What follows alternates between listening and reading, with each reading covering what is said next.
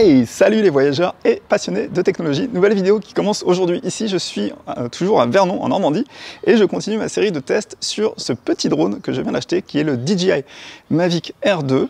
Je vous avais déjà fait une vidéo unboxing dans laquelle je vous montrais tout ce qu'il y avait dans le pack combo, qui coûte un petit peu plus cher que le pack de base. Il y a 200 € de différence. Il faut savoir que le pack de base est à 849 €. Donc drone, télécommande, une batterie. Et si vous voulez avoir un petit peu plus de matériel pour être sûr de ne pas manquer par exemple de batterie, si vous êtes en voyage, vous avez besoin d'au moins une batterie supplémentaire. Donc pour 200 € de plus, vous allez avoir le pack combo qui est à 1049 € et qui inclut donc 2 batteries supplémentaires, une sacoche de transport, vous avez un chargeur qui vous permet de charger plusieurs batteries en même temps. Donc vous mettez les 3 batteries que vous avez dans le pack combo et vous pouvez aller vous coucher, le tout sera chargé le lendemain matin. Donc ça c'est assez pratique. Vous avez des filtres ND et une sacoche de transport. Donc c'est vraiment pratique. Je vous remets un lien vers la vidéo unboxing que j'ai fait ici si vous voulez voir tout ce qu'il y a dedans. Mais je pense que c'est un pack qui vaut le coup. Donc je vous mets les liens dans la description de la vidéo si vous voulez acheter soit le pack normal, soit le pack combo. Et pour la vidéo du jour, on est parti pour tester la batterie du Mavic Air 2 pour voir si elle tient vraiment ses promesses. Donc c'est 7 petites batteries ici et l'idée ça va être de voir si elle tient aussi bien que ce que DJI annonce, entre 32 et 35 minutes. Donc on va prendre le drone, on y met la batterie, on insère le téléphone ici comme ça, on branche le câble, hop. On récupère ici les joysticks et on n'a plus qu'à démarrer la télécommande. Pour allumer le drone, hop, hop, on vérifie que la batterie est bien branchée et on pose le drone sur le sol. Prochaine étape, c'est le lancement de l'application DJI Fly ici. Et on va voir si le drone est connecté et que tous les indicateurs sont bons, donc j'ai pas le problème. Juste une petite parenthèse sur le fait que le drone, par rapport à mon ancien Mavic Mini et Mavic Air 1, j'ai moins de problèmes en fait d'étalonnage du compas. Donc ça c'est voilà un des paramètres en fait que j'ai remarqué. Avec le Mavic Mini, j'étais toujours en train de reparamétrer le compas et là je pense même ne même pas avoir eu besoin de le régler la première fois quand j'ai reçu le drone et qu'il venait d'arriver et que je l'ai ouvert en fait. Peut-être une fois j'ai dû le faire. Voilà. Alors, donc là vous voyez la maison dans laquelle j'habite en ce moment, ici. Et donc, il indique en haut à droite 30 minutes et 50 secondes. Donc, du coup, on va voir si ça tient ses promesses. Alors, pour info aussi, je l'ai mis en mode trépied, tripod en anglais, ce qui me permet d'avoir un drone qui va beaucoup moins vite et qui me permet aussi d'éviter les collisions. Donc là, vous voyez, j'ai des mouvements qui sont, comme on dit en anglais, smooth, très smooth même. J'ai aussi mis un filtre ND4 et ça je vous ferai une vidéo sur les filtres ND à l'occasion pour vous en parler un petit peu plus en détail, mais là vu que le soleil est très important, j'ai installé un filtre ND. Ce qu'on entend là, le bruit, c'est le détecteur de collision qui s'est mis en route et vous voyez à l'arrière en fait sur l'application, on voit qu'il y a une information orange qui indique qu'il y a un objet derrière. Si je tourne de l'autre côté, voilà, le détecteur ne va rien détecter. Voilà, là on a juste un léger objet en face et là on n'a plus rien. Si, derrière, ah, est-ce qu'on va réussir à faire un... Si je monte en hauteur, il n'y a plus d'objet normalement. Voilà, donc là il n'y a plus d'objet en face. Et la fameuse maison de campagne, ici en Normandie. En attendant, pour tester, allez, on change en mode vidéo normale, 2,7K, 30 images secondes. Et comme il nous reste 22 minutes, on va jouer un petit peu avec le suivi Active Track. Go. Donc là, normalement, il est supposé me suivre. Une des autres différences aussi avec l'ancien, c'est qu'on peut le faire voler assez bas. Alors que le Mavic Mini, c'était limité. En dessous de 1 mètre, il avait tendance à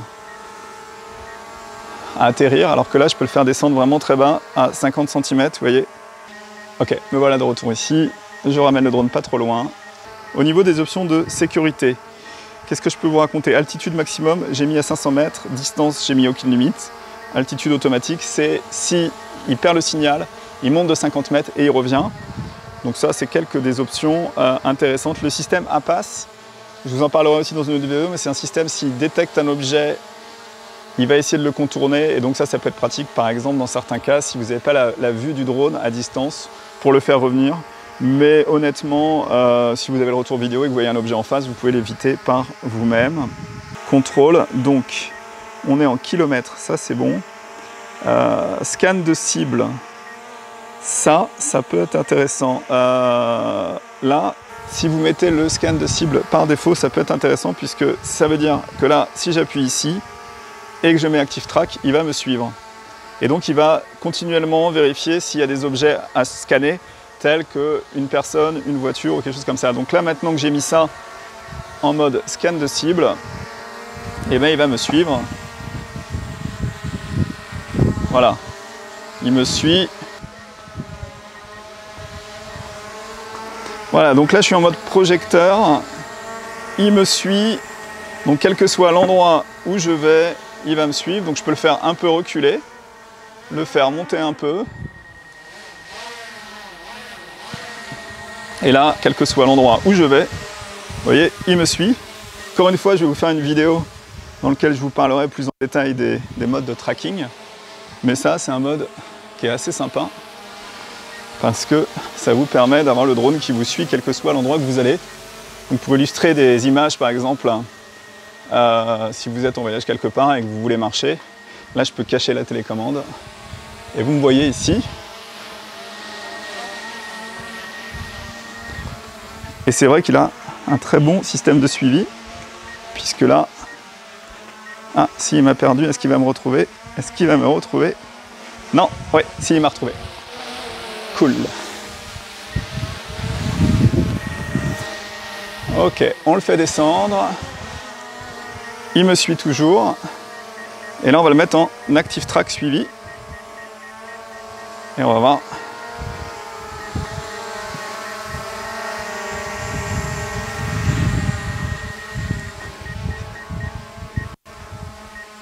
Ah non, altitude trop basse. Alors on va monter, Active Track suivi. Et là, l'altitude est bonne.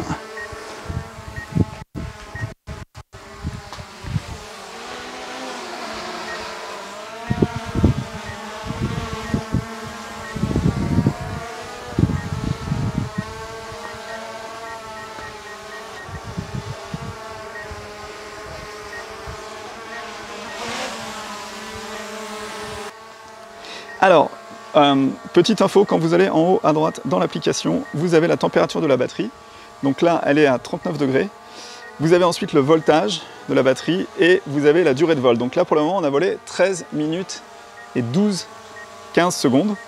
Donc c'est un indicateur, ça vous permet à peu près de savoir où vous en êtes. Et il nous reste donc 15 minutes de batterie avec 52% de batterie. Ensuite, dans les options, au niveau de un propos, vous avez le numéro de série de la batterie et vous voyez le nombre de charges de la batterie. Donc la batterie a été chargée pour le moment une fois, donc c'est vraiment des conditions. Je pense que si vous la chargez même quelques fois, quelques cycles, c'est ce qu'on recommande, vous allez avoir probablement des meilleures performances avec la batterie. Mais là, donc, pour un test de la batterie rechargée une première fois, on va voir ce que ça donne. Pendant qu'on y est, je vous propose de faire un test et je vais faire un panorama sphère. Donc on va mettre le drone un peu en l'air, hop, en direction de la maison.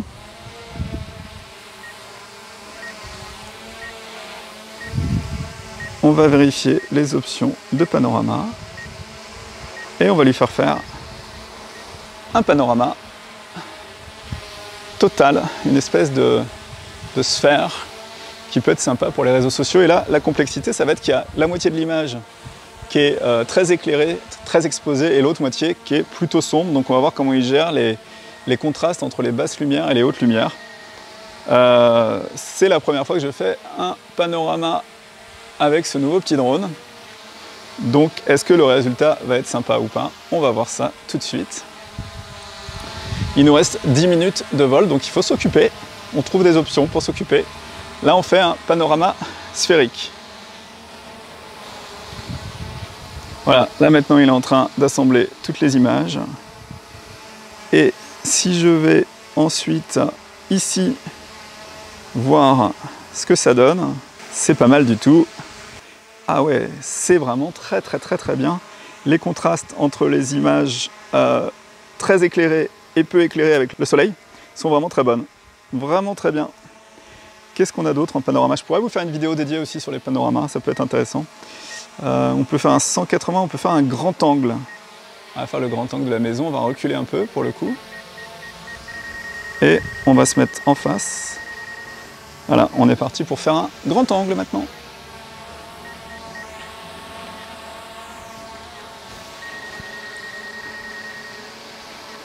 Il nous reste 9 minutes 35.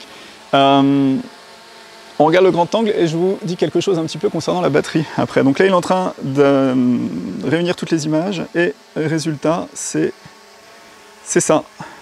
Donc c'est bien aussi. C'est même très bien puisque ça permet de combler finalement l'angle de l'objectif du drone n'est pas immense. Donc ça permet, en faisant plusieurs images, d'avoir pas trop de recul et de compenser et de donner l'impression d'un grand angle. Alors je recule un petit peu le drone pour pouvoir vous parler. Ce que je voulais vous dire, c'est que sur les batteries 30 minutes, donc annoncé à je crois 35 minutes par DJI ou 34 minutes, le premier drone que j'ai eu c'était le Mavic Pro et il avait déjà à peu près cette autonomie, c'était 27 minutes je crois, quelque chose comme ça. C'est vraiment très bien. Ensuite je suis passé sur le Spark qui est un tout petit drone de chez DJI et là j'avais 12 minutes, honnêtement c'était vraiment pas terrible et c'est là aussi où j'ai commencé à avoir mon premier drone en connexion Wi-Fi et c'est là où j'ai commencé à trouver que la connexion Wi-Fi était pas terrible du tout. On se connectait soit avec le téléphone, soit avec la télécommande et c'était vraiment pas génial. Ensuite, je suis passé sur de mémoire, c'était le Mavic Air et là, je suis retombé sur du Wi-Fi. Je m'en sortais un petit peu mieux, mais la batterie, c'était, je crois, 18-20 minutes. Et là, ça commençait à faire un peu limite, en fait. Donc, j'étais obligé d'avoir 3 batteries tout le temps avec moi. Et j'arrivais quand même à m'en sortir. C'était finalement pas très emmerdant. C'était, je faisais voler le drone quand j'étais dans un lieu de voyage, par exemple.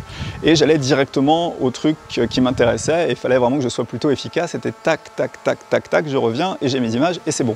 Honnêtement, en 10 minutes, quand vous êtes quelque part et que vous avez un sujet à filmer, c'est vraiment possible en fait, vous n'avez pas besoin forcément de 30 minutes.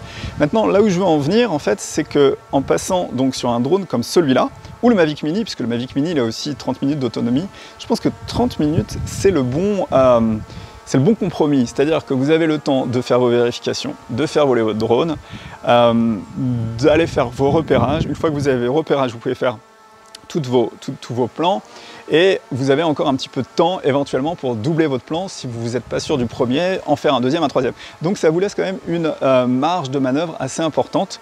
Je trouve que même une batterie dans un drone de 30 minutes, si vous partez quelque part en montagne et tout ça, vous allez pouvoir le faire décoller au moins 2-3 fois et c'est quasiment suffisant. Pour moi, le combo parfait, quand je suis quelque part et que je ne veux pas forcément me traîner des 3 batteries, je prends mon drone, une batterie dedans, une batterie supplémentaire et c'est souvent suffisant d'avoir 60 minutes de batterie avec soi. Après, si vous voulez faire plus de plans, donc prenez une batterie supplémentaire.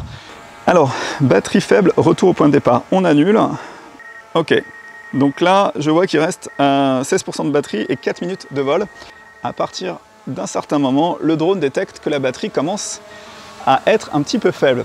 Alors une des fonctions aussi intéressantes, c'est pour ça qu'on dit que ces batteries sont intelligentes, c'est que le drone, vous allez pouvoir l'envoyer à une certaine distance et le drone va toujours calculer de façon à ce que vous puissiez refaire venir le drone. Donc il est impossible d'envoyer le drone à 5 km, sachant que la batterie à 5 km, elle va être à 30%, vous n'allez pas y penser et vous allez vous rendre compte que vous n'avez pas assez de batterie pour revenir. Donc c'est pour ça qu'on dit que ces batteries sont intelligentes, parce qu'elles calculent toujours une marge pour pouvoir revenir au point de départ. Et ça, c'est vraiment quelque chose d'appréciable. Donc là, il m'indique que la batterie est à 16% et on l'a fait voler 25 minutes et 50 secondes.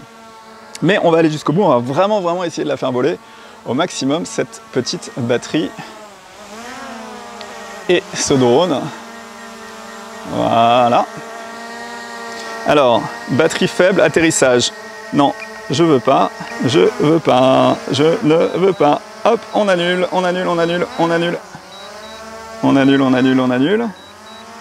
Pourtant, il est à 9%, ça c'est étonnant. Et je peux pas annuler. C'est marrant ça.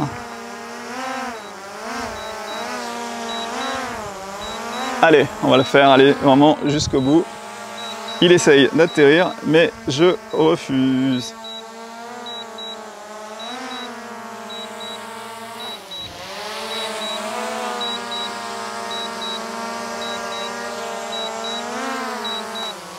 Je veux dépasser les 30 minutes, il me reste 3 minutes. Petit drone, s'il te plaît, vole encore. Vole, vole, vole. Vole, vol, vol.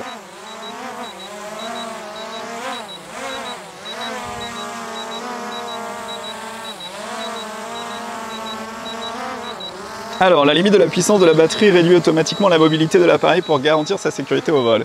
Oui, mais je m'en fous, puisque je veux que tu fasses tes 30 minutes.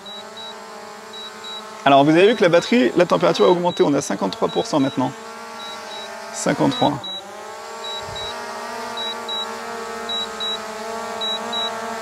Alors j'ai vu aussi des vidéos de gens qui perdaient leur drone et jusqu'au dernier moment ça allait à 0% et ils essayaient de faire revenir le drone et il y avait de l'espoir et finalement non.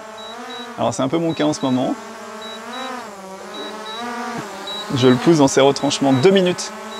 Tu vas faire un petit effort ma vicaire.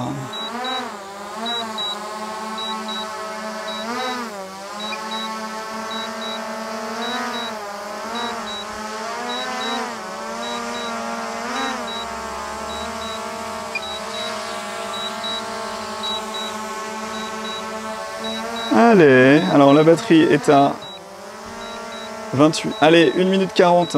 1 minute 40. 1 minute 30, 2% de batterie. On va le rapprocher un peu plus du sol. Au cas où il tombe.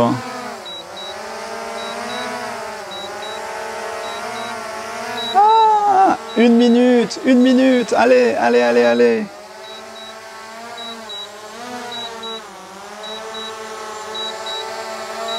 Une minute 10.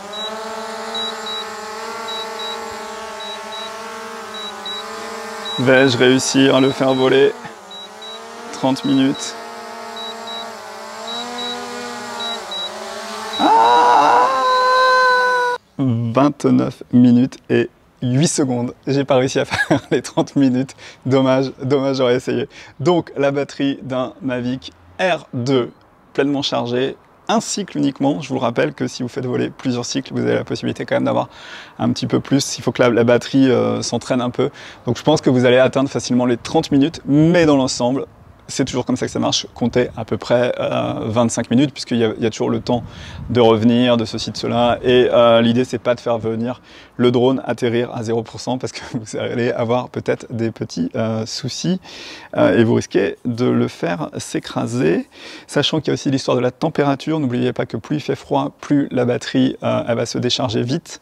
Donc ça, c'est aussi quelque chose qu'il faut que vous considériez. Là, il fait une température d'à peu près 30 degrés, donc je pense que ça participe à ce qu'elle vole un petit peu plus.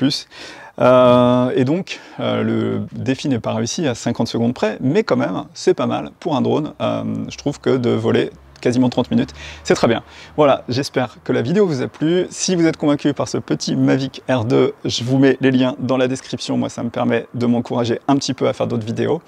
Donc, si vous voulez acheter le drone, n'hésitez pas à passer par un de ces liens en dessous. Et donc, voilà, c'est une petite vidéo comme ça. Je voulais vous parler de l'autonomie de ce petit drone. Donc, si la vidéo vous a plu, mettez un petit pouce si vous êtes abonné à la chaîne et que vous suivez mes aventures, merci beaucoup. D'autres vidéos vont arriver très très bientôt, donc si vous n'êtes pas abonné, n'hésitez pas à vous abonner. Et donc moi je vous dis à très vite pour de nouvelles aventures sur la chaîne de Benji Around the World. Ciao. Another week, another day, another hour since you went away, and so cliche you didn't say goodbye. I've been waiting for so long, still debating what went wrong. All by myself, you put